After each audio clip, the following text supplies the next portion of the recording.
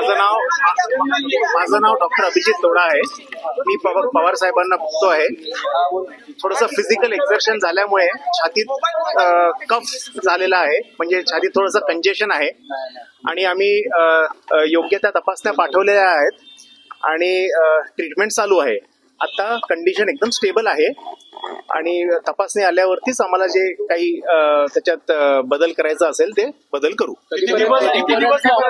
आता तपासणीचे रिपोर्ट आल्याशिवाय आम्ही आता काही सांगू शकत नाही. आता कंडिशन स्टेबल आहे आणि तपासणीचे रिपोर्ट आल्यावरतीच आम्ही पुढची ट्रीटमेंट काय बदल करायचं असेल ते ठरवू.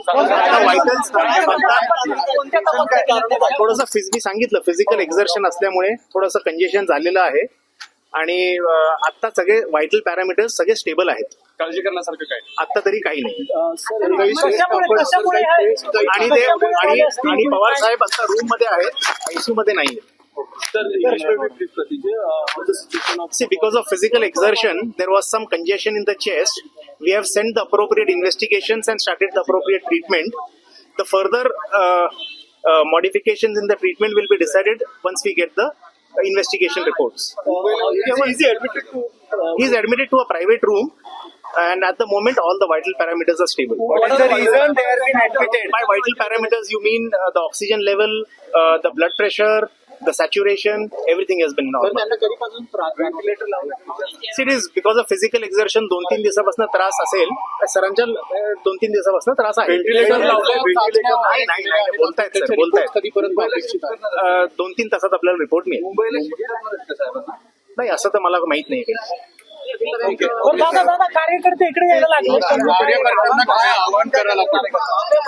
मी सर्व कार्यकर्त्यांना विनंती करतो, आपण अजिबात हॉस्पिटलला येऊ नका, कारण हॉस्पिटलमध्ये इतरही सर्व पेशंट आहेत आणि आताच जसं डॉक्टरांनी सांगितलं की पवार साहेबांची तब्येत आता नॉर्मल आहे.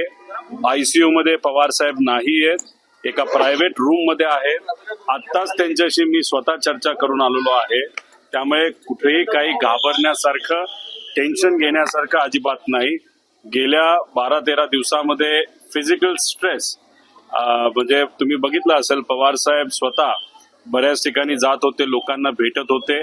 त्याच्यामुळे थोडासा स्ट्रेस आलाय आणि आपण ज्याला कंजेशन म्हणतो म्हणजे कफ, हा थोडासा काही प्रमाणात तिथं झालेला आहे.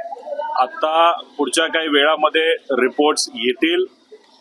माझ्या अंदाजाने इथंच 1-2 दिवस ठेवलं जाईल आणि गाडीलीच, त्यांच्या प्रायव्हेट गाडीली मुंबईला साहेबांना त्या ठिकाणी नेलं जाईल. त्यामुळे कृपा करून इतर पेशंटच्या हितासाठी इथं कुणीही गर्दी करू नये.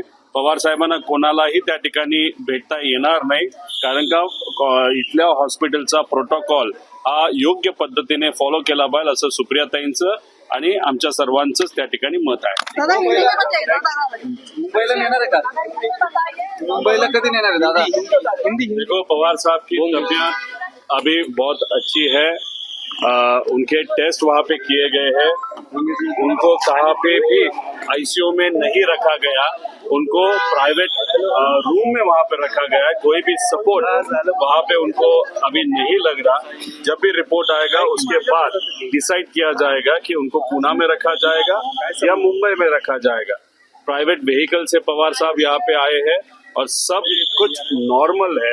सब कार्यकर्ता को मैं विनती करता हूँ कि यहाँ पे जो हॉस्पिटल है, बहुत अदर पेशेंट्स यहाँ पे है, उनको तकलीफ न हो, इसीलिए कोई भी यहाँ पे मत आए. और कंटिन्यूअसली टाइम इंटरवल के बाद मैं खुद या सुप्रियाताई या डॉक्टर, कार्यकर्ता हो या तमाम महाराष्ट्र के लोग हो, उनको अपडेट देते जा रहे हैं.